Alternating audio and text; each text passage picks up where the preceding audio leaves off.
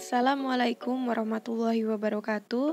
Di sini saya akan memaparkan materi pertama dari tugas akhir farmakologi 3 yang berjudul Obat Analgetika.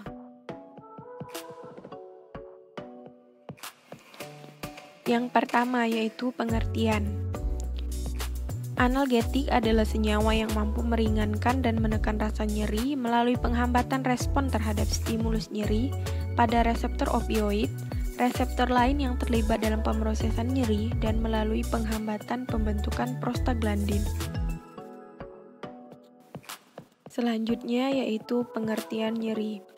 Definisi nyeri yang dibuat oleh IASP (International Association the Study of Pain) yang berbunyi, nyeri adalah pengalaman sensorik dan emosional yang tidak menyenangkan akibat kerusakan jaringan, baik aktual maupun potensial atau yang digambarkan dalam bentuk kerusakan tersebut. Nyeri juga merupakan mekanisme perlindungan untuk memberi peringatan tentang adanya kerusakan jaringan atau penyakit. Nyeri juga merupakan bagian dari proses penyembuhan.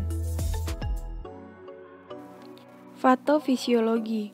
Nyeri terbagi menjadi dua, yaitu yang pertama nyeri nosiseptik atau akut.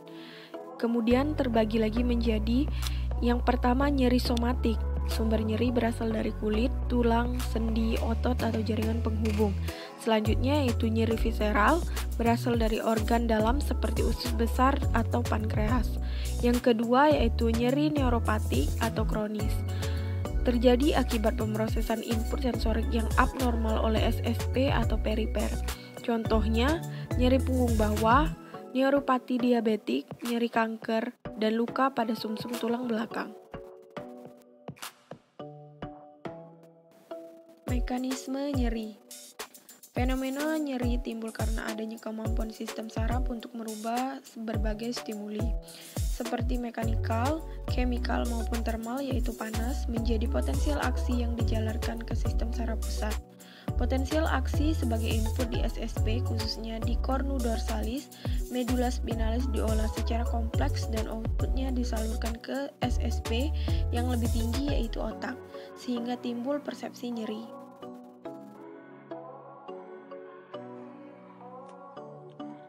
Prinsip penata laksanaan nyeri.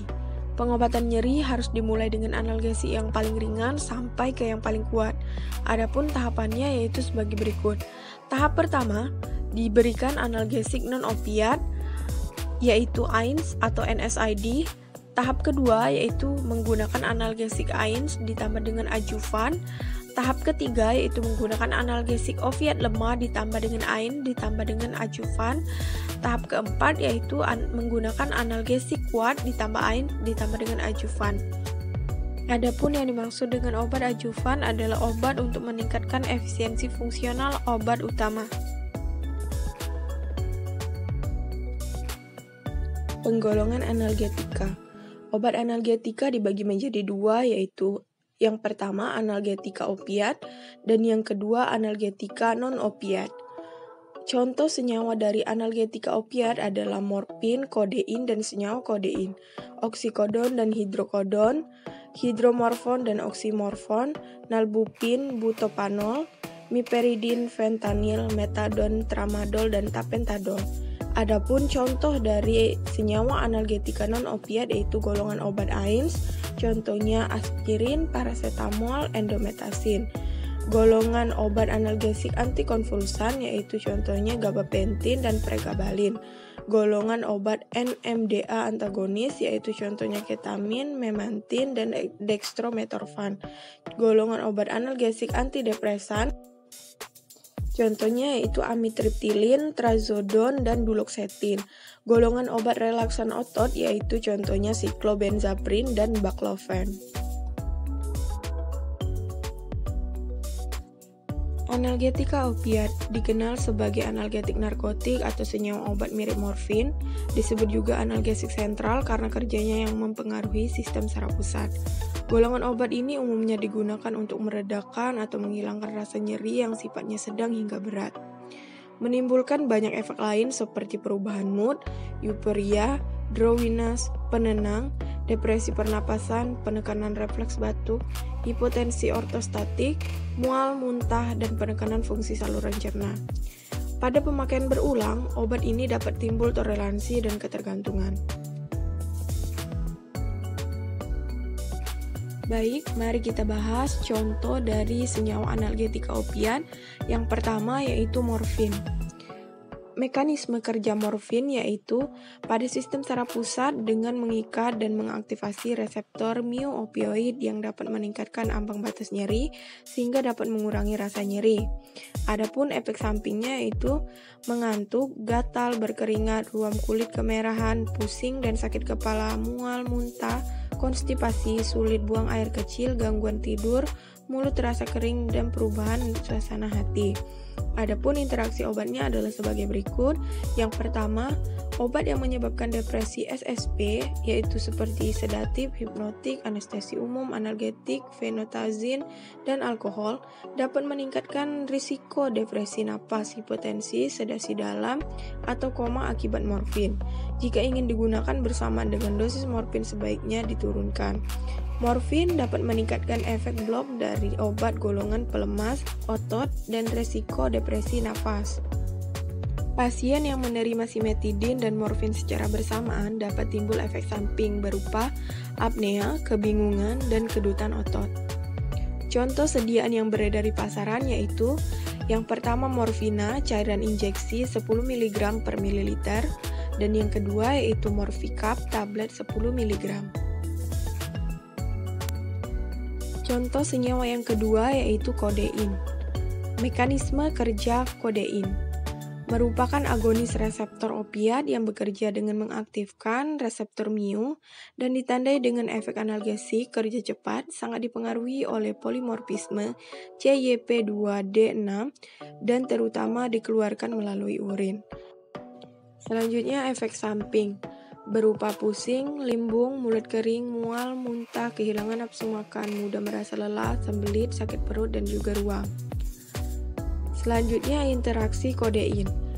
Yang pertama menimbulkan efek samping yang berpotensi fatal jika dikonsumsi bersama dengan obat penghambat enzim monoamin oksidase inhibitor atau MAOI. Yang kedua yaitu meningkatkan efek samping depresi sistem pernapasan jika digunakan dengan obat-obatan anestesi dan antihistamin. Yang ketiga yaitu meningkatkan kadar kodein dalam darah jika dikonsumsi bersama dengan simetidin. Yang keempat yaitu meningkatkan resiko terjadinya konstipasi jika dikonsumsi bersama dengan obat golongan antikolinergik dan anti-diare. Yang kelima yaitu memiliki efek berlawanan jika kodein dikonsumsi bersamaan dengan domperidon dan metoclopramid. Contoh sediaan yang beredar di pasaran yaitu yang pertama Kodicap tablet 10 mg, 20 mg, dan 15 mg. Yang kedua yaitu Koditam tablet, komposisinya terdiri atas kodein 30 mg dan paracetamol 500 mg. Contoh senyawa yang ketiga yaitu tramadol. Mekanisme kerja tramadol. Tramadol bekerja dengan dua mekanisme, yaitu yang pertama dengan mengikat secara stereospesifik reseptor mu-opioid di sistem saraf pusat untuk memblok sensasi nyeri dan respon terhadap nyeri atau inflamasi. Yang kedua yaitu dengan menghambat pelepasan neurotransmitter serotonin dan norepinefrin dari sistem saraf pusat eferen yang efektif terhadap stimulus yang berakibat terhambatnya influx nyeri. Selanjutnya itu efek samping dari tramadol berupa mual, muntah, pusing, sedasi, rasa lelah, dan sakit kepala, berkeringat, pruritus, kulit kemerahan, mulut kering, dispepsia, dan juga sembelit. Selanjutnya interaksi tramadol. Yang pertama, obat yang bekerja di sistem saraf pusat seperti tranquilizer, hipnotik, dan sedatif meningkatkan efek analgesik dan sedatif tramadol. Yang kedua itu carbamazepin, mengurangi efek analgesik tramadol. Menggunakan bersamaan kedua obat ini tidak dianjurkan.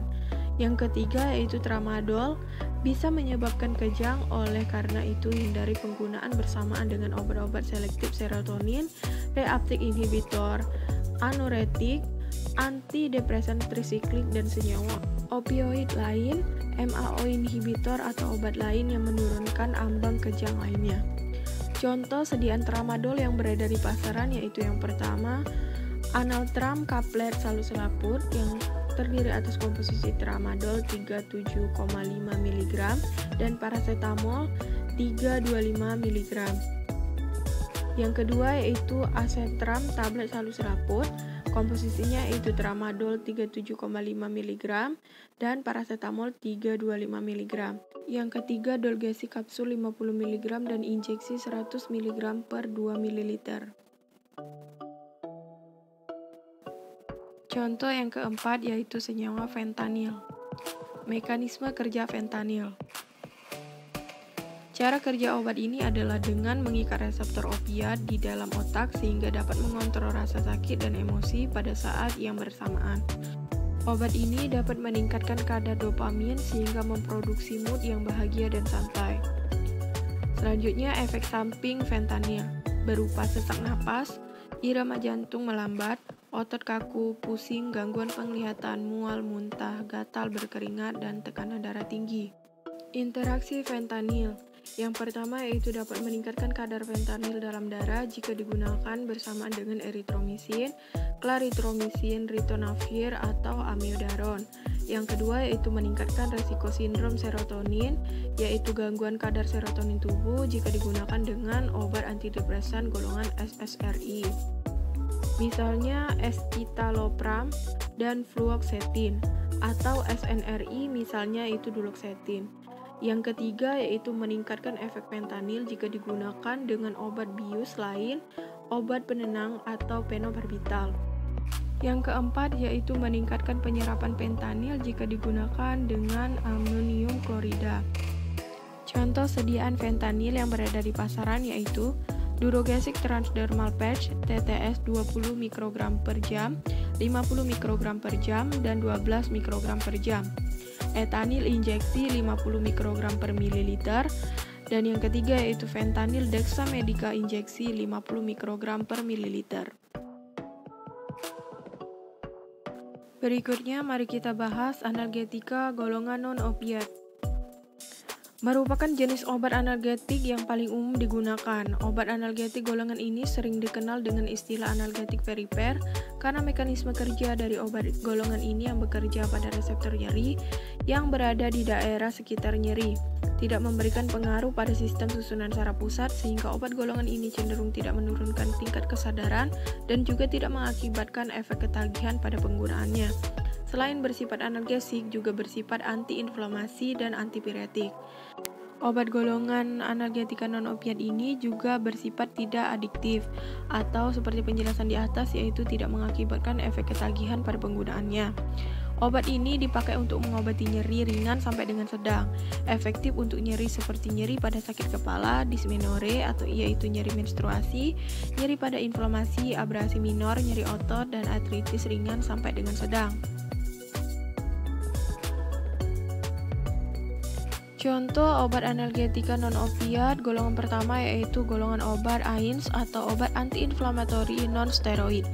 Mekanisme kerja AINS yaitu yang pertama dengan menurunkan aktivitas enzim siklooksigenase, yang kedua yaitu dengan menurunkan sintesa prostaglandin di jaringan perifer dan sistem saraf pusat, dan yang ketiga yaitu dengan menurunkan sensitivitas ujung saraf dan transmisi nosiseptif pada sistem saraf pusat. Adapun efek samping obat ini yaitu efek samping yang sering terjadi berupa mual, muntah, konstipasi, diare, penurunan nafsu makan, sakit kepala, pusing, dan ruam kulit. Efek samping yang lebih serius yaitu berupa masalah pencernaan, tekanan darah tinggi, pendarahan saluran cerna, gangguan hati dan ginjal, dan juga gangguan jantung. Interaksi obat AINS yaitu yang pertama, interaksi obat AINS dengan obat AINS lainnya itu seperti asetosal dilaporkan dapat meningkatkan penurunan atau kadang tidak mempengaruhi kadar serum endometasin. Dan yang kedua itu efek interaksi berupa peningkatan efek samping iritasi lambung. Interaksi obat AINS dengan probenesid. Probenesid menurunkan ekskresi ketopropen, naproxen, dan ketorolac. Dapat meningkatkan kadar serum sehingga dikontraindikasikan. Selanjutnya yaitu kontraindikasi asetosal dengan antacid. Kadar serum asetosal pada pasien yang minum asetosal dosis tinggi bersama dengan antacid dapat turun hingga subterapeutik. Contoh sediaan obat golongan AINS yang beredar di pasaran Yang pertama yaitu aspirin Bayer tablet 500 mg. Yang kedua mefentan kaplet asam mefenamat 500 mg. Yang ketiga yaitu pamol sirup paracetamol 60 mg. Yang keempat yaitu Celebrex kapsul Selexosip 100 mg. Contoh yang selanjutnya yaitu obat analgetika tipe antikonvulsan. Mekanisme kerjanya yaitu yang pertama dengan blokade kanal sodium, yang kedua yaitu dengan modulasi kanal kalsium di ligan alfa 2 beta, dan yang ketiga yaitu antikonvulsan dengan target molekul selektif, mekanisme target GABA, mekanisme reseptor glutamat, agen pengikat sinaptik vesikel 2A yaitu SP2A, pembuka kanal kalsium KV7. Adapun efek sampingnya yaitu berupa penglihatan kabur, pusing, mulut kering, ruam kulit, tremor, gangguan mental, ataksia, susah konsentrasi, dan depresi. Adapun yaitu interaksi obat analgetika tipe antikonvulsan ini yaitu berupa yang pertama karbamazepin dengan antibiotika eritromisin dapat meningkatkan efek karbamazepin. Yang kedua itu penggunaan bersama gabapentin dengan obat pereda nyeri jenis opioid seperti morfin, efeknya adalah meningkatkan resiko terjadinya depresi sistem saraf pusat seperti mengantuk dan gangguan sistem pernapasan. Yang ketiga yaitu progabalin meningkatkan resiko angiodema jika digunakan dengan obat ACE inhibitor. Yang keempat yaitu phenytoin, garbamazepin, phenobarbital, pirimidon meningkatkan metabolisme lamotrigin. Contoh sediaan analgetika tipe antikonvulsan yang beredar di pasaran yaitu seperti yang pertama Ganin kapsul gabapentin 300 mg, yang kedua yaitu Lyrica kapsul pregabalin 50 mg, yang ketiga yaitu Tergretol tablet karbamazepin 200 mg, dan yang keempat yaitu Lamictal tablet lamotrigin 100 mg. Contoh yang ketiga yaitu golongan obat NMDA yaitu N-metil diaspartat antagonis. Mekanisme kerjanya yaitu bahan kimia yang menonaktifkan reseptor NMDA disebut juga antagonis. Antagonis reseptor NMDA terbagi dalam 4 kategori yaitu antagonis kompetitif yang meningkatkan dan memblokir situs pengikatan neurotransmitter glutamat. Selanjutnya yaitu antagonis glisin yang mengikat dan memblokir situs glisin. Antagonis kompetitif yang menghambat reseptor NMDA dengan mengikat ke situs alosterik. Dan yang selanjutnya yaitu antagonis yang tidak kompetitif yang menghalangi saluran ion dengan mengikat ke situs di dalamnya. Efek samping dari obat golongan NMDA antagonis ini yaitu berupa halusinasi, delusi paranoid, kebingungan, kesulitan berkonsentrasi, agitasi, perubahan suasana hati, mimpi buruk, katatonia, anestesi, dan defisit pembelajaran dan memori.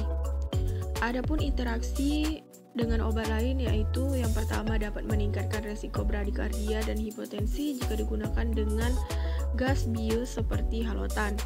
Dan yang kedua yaitu dapat meningkatkan risiko gangguan sistem saraf pusat dan pernapasan jika digunakan dengan obat penenang seperti diazepam dan clonazepam.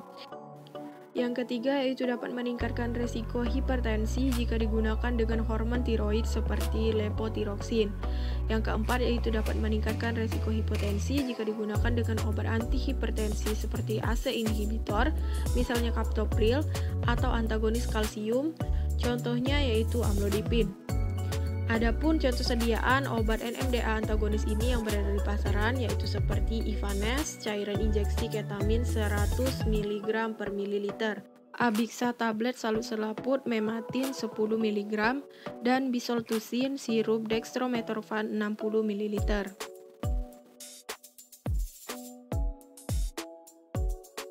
Contoh yang keempat yaitu obat golongan analgetika tipe antidepresan. Mekanisme kerjanya yaitu dengan menghambat proses pengambilan kembali serotonin dan norepinefrin sehingga meningkatkan kadar keduanya di saraf tulang belakang. Aktivasi reseptor alfa adrenergic pada pasca sinap menyebabkan penekanan pada rasa nyeri. Adapun yaitu efek sampingnya meliputi mulut kering, kejang-kejang, mengantuk, gugup, halusinasi, gangguan fungsi seksual, anoreksia, gatal, dan biduran. Adapun interaksi obat analgetika tipe antidepresan dengan obat lain yaitu seperti duloxetin tidak boleh digunakan bersamaan dengan MAOI irreversible non-selektif seperti obat SSRI, yaitu contohnya paroxetin dan fluoxetin karena resiko sindrom serotonin. Selanjutnya yaitu duloxetin tidak boleh digunakan bersamaan dengan fluvoxamin, ciprofloxacin atau enoxacin karena dapat meningkatkan kadar duloxetin pada plasma. Penggunaan MAOI harus dihentikan setidaknya 2 minggu sebelum menggunakan amitriptilin karena dapat menyebabkan sindrom serotonin yang berpotensi letal. Yang selanjutnya yaitu penggunaan trazodone bersamaan dengan cetirizine dapat meningkatkan efek sedasi. Contoh sediaan analgetika tipe antidepresan yang beredar di pasaran yaitu seperti Trilin, tablet amitriptilin 25 mg, selanjutnya yaitu amitriptilin Indofarma, tablet saluselaput 25 mg, Cymbalta kapsul duloxetin 33,7 mg. Contoh yang kelima yaitu golongan analgetika tipe relaksan otot. Adapun mekanisme kerjanya yaitu dengan menghambat proses pengambilan kembali norepinefrin di locus coeruleus yang menyebabkan peningkatan kadar norepinefrin pasca sinap dan merelaksasi otot rangka. Adapun efek sampingnya yaitu meliputi mulut kering, pusing, kantuk, konstipasi atau sembelit, rasa tidak nyaman di perut, mual, kelelahan, ruam kemerahan, kesulitan bernapas, pusing yang berat, bengkak pada wajah, lidah, dan juga tenggorokan. Adapun interaksinya yaitu yang pertama, penggunaan bersamaan relaksan otot dengan alkohol dan depresan SSP lainnya, misalnya benzodiazepin, opioid, antidepresan trisiklit dapat meningkatkan efek sedatif dari kedua obat. Yang kedua yaitu penggunaan bersama relaksan otot dengan simetidin, diltiazem, desviram, metilfenidat, ritonapil, dan verampamil dapat meningkatkan konsentrasi plasma. Selanjutnya yaitu penggunaan bersamaan relaksan otot dengan obat MAOI, antihistamin, dan juga diuretik dapat meningkatkan efek samping. Contoh sediaan analgetika tipe relaksan otot yang beredar di pasaran yaitu contohnya Metapod MR, tablet, komposisinya yaitu metaxalon 400 mg dan natrium diklofenak 50 mg. Yang kedua yaitu Flexeril, tablet cyclobenzaprin 10 mg. Baik, sekian presentasi dari saya. Semoga dapat menambah pengetahuan serta pemahaman bagi saya dan penonton pada umumnya. Saya akhiri, terima kasih. Wassalamualaikum warahmatullahi wabarakatuh.